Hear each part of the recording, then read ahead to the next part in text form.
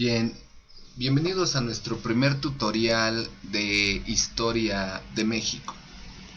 La historia de México es muy interesante y es, es muy importante analizar y saber las fechas y los acontecimientos históricos más relevantes de esta gran historia. De hecho, me gustaría hacer una recomendación.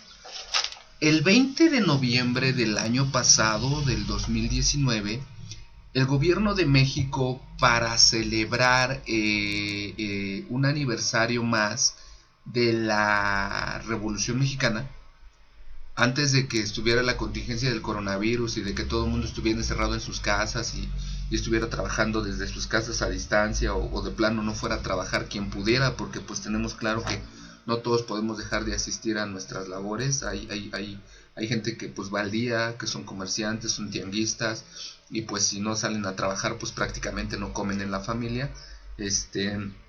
Bueno, antes de que estuviera todo esto, el presidente de la República, Andrés Manuel López Obrador, mandó a hacer un sociodrama que a mí me encantó, me dejó fascinado, en la plancha del Zócalo de la Ciudad de México, que en tan solo 20 o 30 minutos nos resume los acontecimientos históricos más importantes de México, desde lo que es el México mal llamado prehispánico.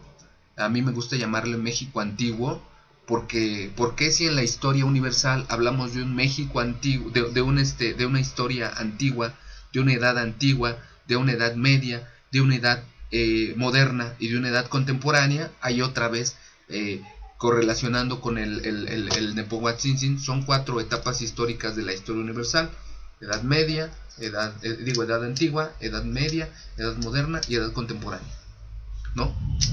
El presidente de México hablaba que a partir de su llegada al gobierno, el 1 de diciembre del 2018, iniciaba la cuarta transformación de México, ya que él considera como la primera transformación a la independencia de México, la segunda transformación las leyes de reforma con Benito Juárez, y la tercera transformación la Revolución Mexicana, que fueron donde vinieron los cambios de dictaduras políticas, de gobiernos autoritarios, de gobiernos impositivos, de gobiernos asesinos, de gobiernos represores, ¿no?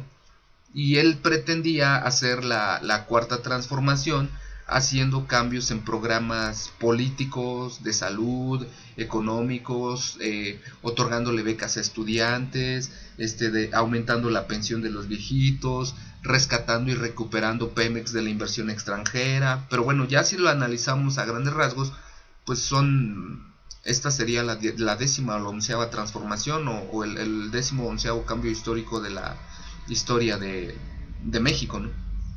Entonces, bueno, retomando, ¿por qué si hablamos de edad antigua en la historia universal, por qué no podemos hablar de la edad del México antiguo? ¿Por qué tenemos que llamarle México prehispánico? El llamarle México prehispánico es, para mí, y argumentado en ciertos libros, es como que quitarle ese respeto, esa importancia, esa relevancia a los grandes acontecimientos, a los grandes hechos, situaciones que pasaron en la época del México antiguo, el México mal llamado mesoamericano.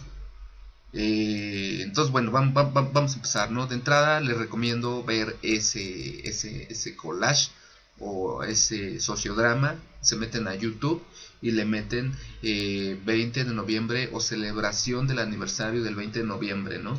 Gobierno de México. Y ahí lo van a ver. Y es un collage que me encanta porque ahí se le hace justicia a nuestros ancestros, a nuestros antepasados y a su filosofía de educación, ¿no? Hablan de que los toltecas fueron una gran civilización que buscaba la armonía, el equilibrio, la conciencia, la sabiduría del ser humano para poder evolucionar en una vida digna y constructiva. Y luego nos habla de que vinieron los españoles y nos invadieron y nos saquearon y acabaron con nuestra cultura, pero esto permitió un sincretismo cultural y el surgimiento del mestizaje. pero luego vino el desarrollo de la época colonial, donde siguió el saqueo con la minería, con las actividades agrícolas ganaderas, donde se esclavizaba y sometía a la persona de color, al negro, al indígena, y durante más de 200 años fueron saqueados, fueron sometidos, humillados, donde nacen las castas, la división de clases sociales por castas, donde quienes tenían la vara alta o la toma de decisiones eran los españoles nacidos en España, llamados peninsulares, hasta que llega la independencia de México con Miguel Hidalgo y Costilla, las fuerzas insurgentes, y se da un desarrollo, ¿no? De todo eso, luego la república, luego la reforma, luego la revolución, las intervenciones extranjeras, luego la Revolución Mexicana, luego el cardenismo, la constitución del México institucional, la creación de los partidos políticos. O sea, hoy es historia, ¿no? Hoy México está ante un gran reto, que es el salir avante del coronavirus, por el cual tenemos que estar dando clases a distancia y en línea, que es una oportunidad también porque se puede llegar a mucha gente por medio de las redes sociales, por medios del YouTube. Bueno, entonces hoy tenemos ese nuevo reto, ¿no? De pasar a la historia de México como un país que logró vencer una pandemia, una epidemia, con organización social, con tequio, con comunidad, con conciencia, etc. Bueno, entonces vamos a empezar. Tenemos primero la época del México antiguo, ¿no? Que aquí dice, bueno, época prehispánica, pero bueno, en México antiguo, del 200 antes de Cristo al 900 después de Cristo. ¿Qué pasa? Pues hay grandes civilizaciones, hay muchas civilizaciones, empezando por los olmecas, el pueblo que medía el movimiento con el mecate, asentado en La Venta, en Tres Zapotes, en Tabasco, en la zona del sur, que pues, quién sabe si sea casualidad, azares del destino, o que pase, ¿no? Pero el presidente de México, Andrés Manuel López Obrador, pues viene del trópico, viene del Golfo, viene de Macuspana, Tabasco, esa es su tierra de origen. Entonces, bueno, en esos pueblos olmecas eran muy cabezones, no por burla, ¿no? Ahora te dicen cabezón porque se burlan de ti, pero realmente una persona que es cabezona es una persona que es muy culta, que es muy preparada, que es muy sabia, que es muy inteligente, que tiene mucha capacidad y es muy sagaz y es muy tenaz, ¿no? Entonces se forman grandes comunidades dedicadas a la pesca, a la caza y a la recolección. También se construyen grandes centros ceremoniales o sacerdotales y se comienza a dar culto a la fertilidad. Pues con el Nepohualtzin yo ya les comprobé que no era realmente un culto religioso, sino era sembrar científicamente la importancia de la biología agrícola, de la importancia de la siembra del maíz, porque somos hijos del maíz. Orgulloso yo me siento de este gran país, conozco mi raíz y sin país no hay país. Sin maíz no hay país, sin maíz no hay país. Es un cantito de los hermanos de la Asociación Civil Sin Maíz No Hay País, que abona la lucha por ya dejar el maíz transgénico, la siembra de maíz transgénico, que nos da cáncer, que nos enferma. Entonces, bueno, estos grandes templos ceremoniales que se cree que eran para orar o para rendir culto a dioses, realmente eran centros de conocimiento, de sabiduría y conocimiento ancestral, como ya lo he argumentado en otros videos de la Nueva Escuela Mexicana. Eran calpulis, eran tepochcalis, cuicacalis, eran casas de canto, de danza, pero bueno, la historia oficial dice que eran casas de adoración, ¿no? La cultura olmeca es la cultura madre. Nosotros somos hijos de la madre tierra, de la Tonantzin-Tlalikuatlicue. Por eso la cultura de la patria es una cultura machista y viene del rollo eurocentrista, ¿no? Del padre, el fundador, cuando realmente la madre es nuestro origen, nuestra esencia como mexicano, ¿no? Entonces la cultura madre o primogenia o primaria en el México antiguo o en el México mesoamericano fue la cultura olmeca, que comienza a desarrollarse y a tener una gran influencia en toda Mesoamérica. Posteriormente, bueno, entre los principales centros ceremoniales de los olmecas están La Venta, Tres Zapotes y San Lorenzo, todo en el sur, en los estados de Veracruz y de Tabasco principalmente.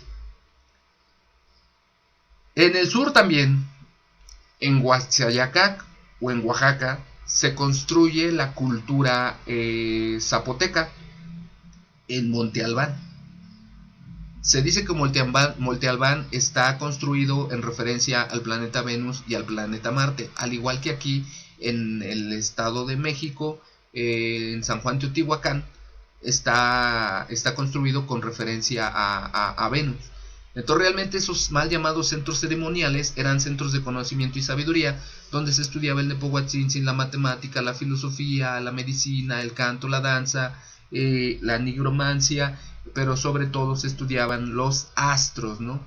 Existía un instrumento como este llamado patoli, que era como un instrumento adivinatorio o de pronóstico o de profecía, ¿no?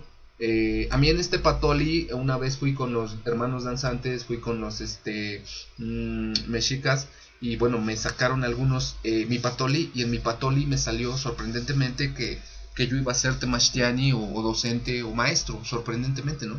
Y llevo 11 años en este camino. Entonces sí es sorprendente, porque antes yo me dedicaba a otras cosas, a otras situaciones, bancos, finanzas, otro rollo, ¿no? Como administrador que soy.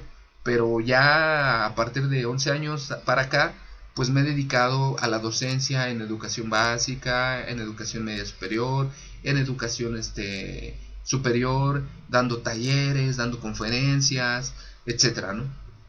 Y bueno, entonces esa es la importancia del centro ceremonial de Monte Albán. Más adelante tenemos a Mitla. En Mitla pasa algo bien maravilloso, porque yo desde pequeño tengo una cierta adicción o cierto gusto por todo lo que tenga grecas o figuras grecadas. Me encanta lo que tenga grecas. Una máscara, un brazalete, una playera, una guayabera, que tenga grecas, un libro con grecas, voy y lo compro, lo adquiero, quiero que sea mío.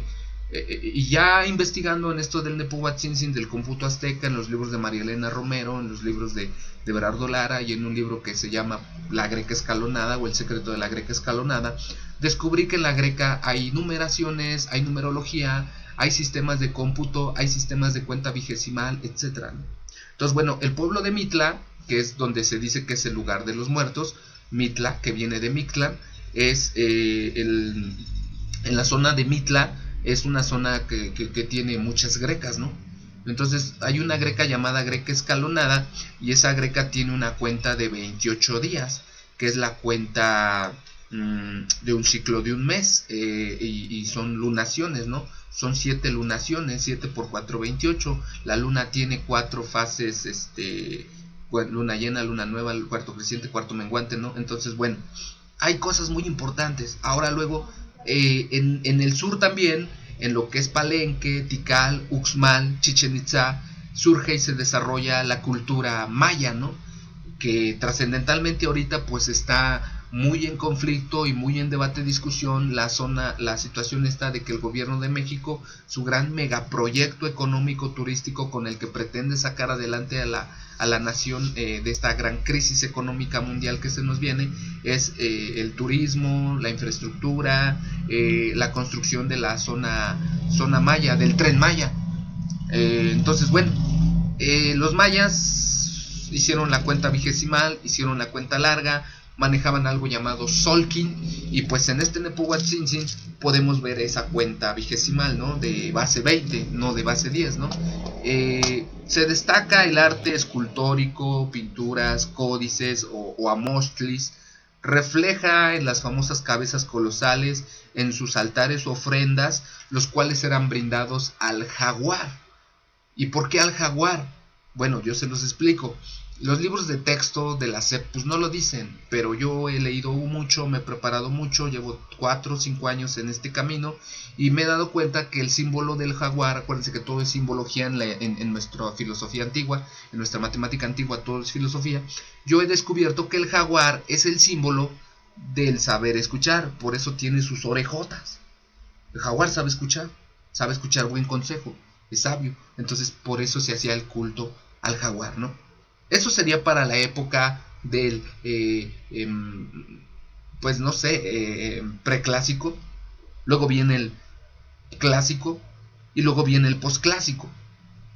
Entonces, bueno, en la época clásica va de 1325 a 1521, pero ya lo veremos en el siguiente video.